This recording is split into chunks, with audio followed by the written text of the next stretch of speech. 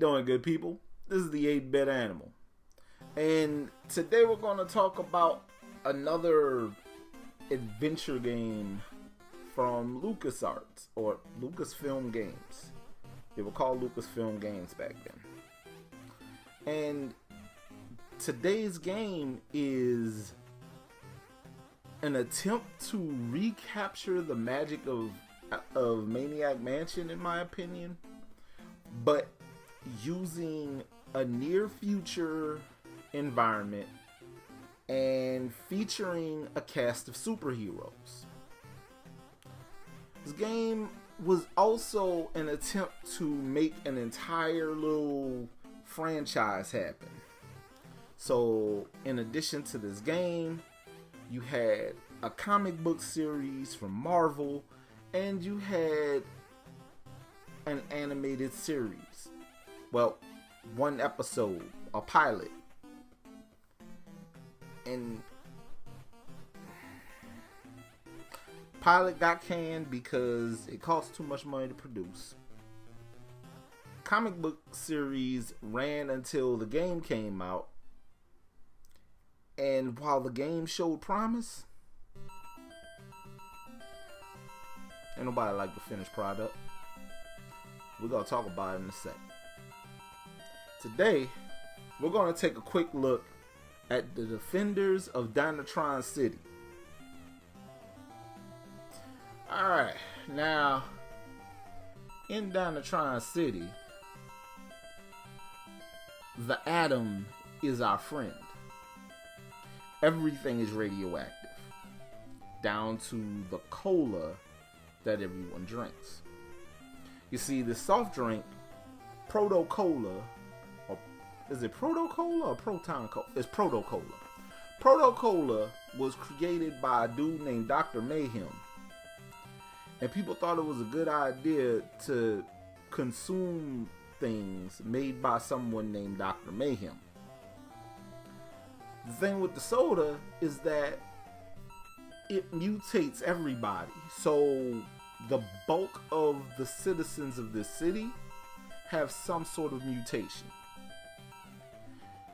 And our heroes are such because they were basically captured by Dr. Mayhem and dunked in a vat of Proto-Cola, and a live wire was dropped into it, and it activated things and mutated them.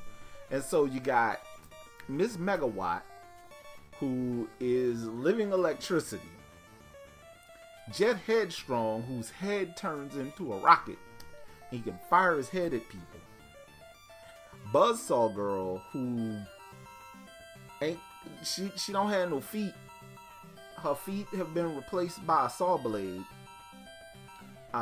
Toolbox, who was Buzzsaw Girl's toolbox. He's literally a sentient toolbox. So his head is shaped like a hammer, and his hands can be turned into different tools. Monkey Kid, who was a sentient monkey that got mutated to become partially human, and he throws explosive bananas. And Radium Dog, who is Jet Headstrong's pet before they were mutated, and now he's still Jet Headstrong's pet and sidekick. And those are the characters. Those are the characters you play as. And you can pick between them. If one of them, you lose a life, you don't die, you get captured. And you gotta go rescue said captured characters. This game wants to be a full-on adventure game, but there's not enough to flesh anything out there. And what we're left with is an overly ambitious beat 'em up that tries really, really hard to be a great adventure game, but it's just a beat 'em up with really lousy hit detection. Like, the only characters that are worth anything are Buzzsaw Girl and Miss Megawatt, because they use projectiles, not like Jet Headstrong. They use actual good projectiles.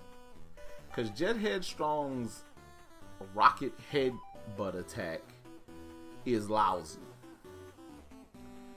It's better than Toolbox's just, I got a hammer for a head, so I'm just gonna headbang at you. It's better than the lousy range on Monkey Kid's Exploding Bananas. It's just, this is not a good video game. It looks good. It had potential to be great, but whatever they were trying to do, they couldn't make up their minds. So what you're left with is this garbled, jumbled mess of a video game. And there is no part of it that feels good at all. And that's such a disappointment. Now, let's say you want to get yourself a copy of this for some reason. Every copy I came across, $50 for a loose cart. Why? This game is bad.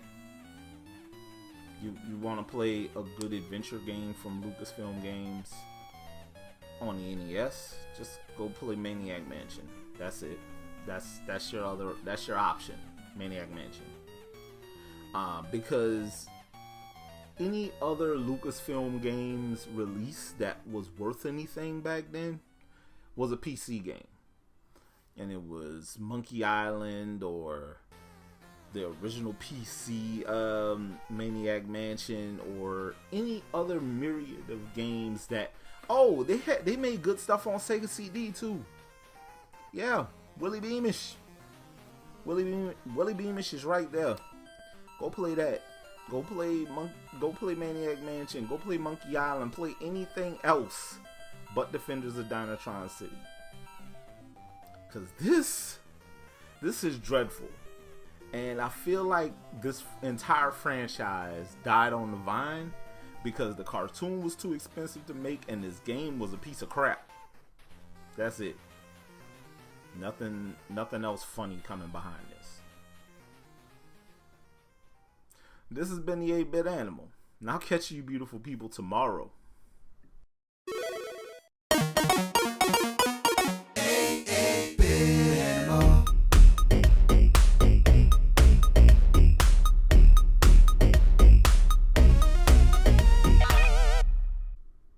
Tomorrow.